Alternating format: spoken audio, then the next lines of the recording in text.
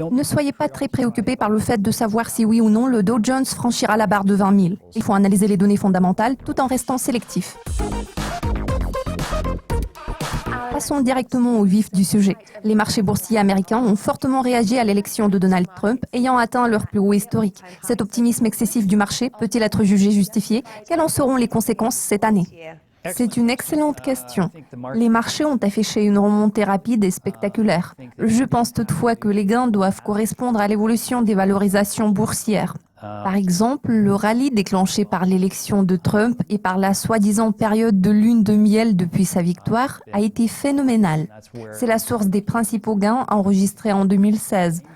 L'optimisme actuel des marchés est principalement attribuable aux attentes d'une baisse d'impôts, des mesures de relance budgétaire et de la déréglementation. Cet optimisme a déjà été complètement intégré dans les prix pour 2017. Maintenant, il faut que ces valorisations boursières soient justifiées par la croissance réelle. Le graphique du S&P que vous voyez ici reflète exactement ce que je viens de décrire. Nous avons observé des fluctuations pendant la majeure partie de 2016 et puis, tout d'un coup, au cours des 6 dernières semaines de l'année, nous avons enregistré la plupart des gains annuels. Aujourd'hui, tout le monde se préoccupe de savoir si oui ou non l'indice Dow Jones atteindra 20 000. À mon avis, cela n'a aucun sens en ce moment. Je pense que nous devrions nous focaliser sur d'autres facteurs. Il vaut mieux examiner les données fondamentales. Maintenant, nous observons le 90e mois d'affilée de croissance post-récession, et ce, depuis 2008. Fondamentalement, l'économie américaine a connu 90 mois de croissance. La moyenne pour un marché haussier est d'environ 58 mois. Donc, nous observons un cycle très long. Cela est partiellement dû aux mesures de stimulation mises en œuvre par les banques centrales. Au vu du niveau actuel des valorisations boursières, je ne suis pas sûr que la croissance puisse continuer à soutenir la valeur des titres.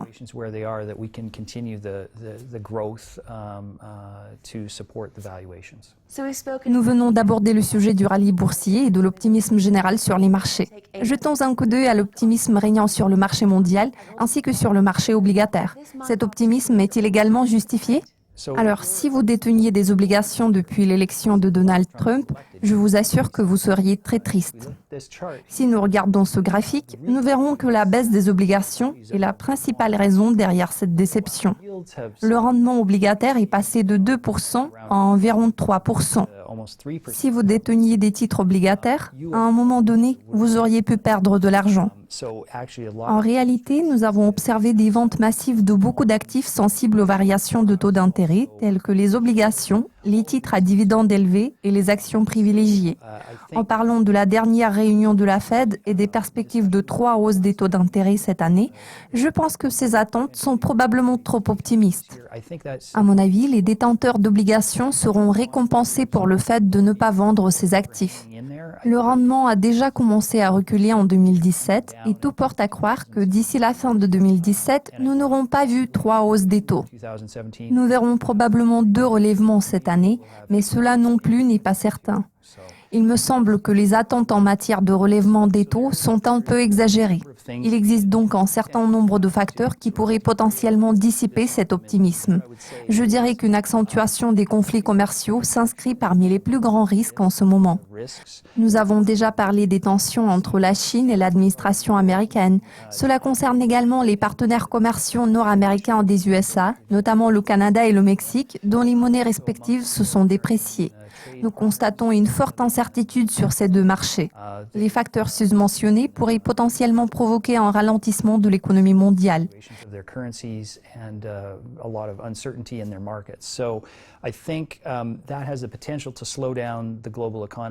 Si la situation gagnant-gagnant évolue en faveur du protectionnisme, la matérialisation de ce scénario pourrait annuler une grande partie de cette croissance.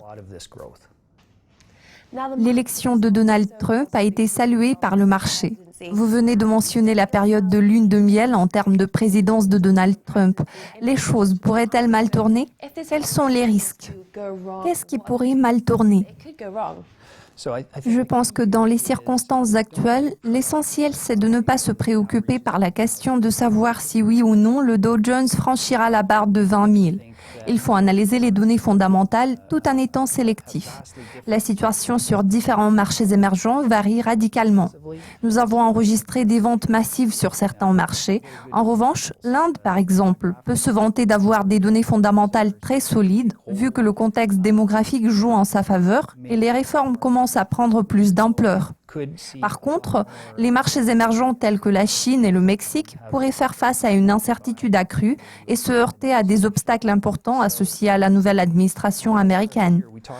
Fondamentalement, ce graphique nous montre des signes modestes d'un retournement par rapport aux gains et aux pertes affichés depuis les élections américaines.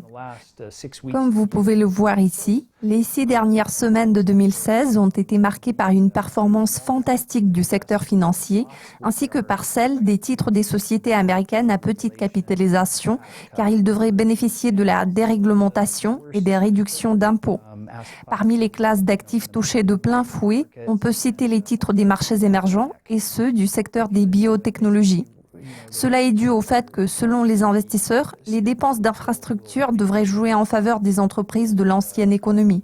Le secteur des hautes technologies n'est pas susceptible de tirer autant de profit des réductions d'impôts que les secteurs susmentionnés. Fantastique. Alain, merci beaucoup d'être venu aujourd'hui et de nous avoir fait part de vos idées. Merci Jessica. Si vous avez apprécié cette interview, n'hésitez pas à cliquer sur j'aime et à laisser vos commentaires sur le site de Dukascopy TV.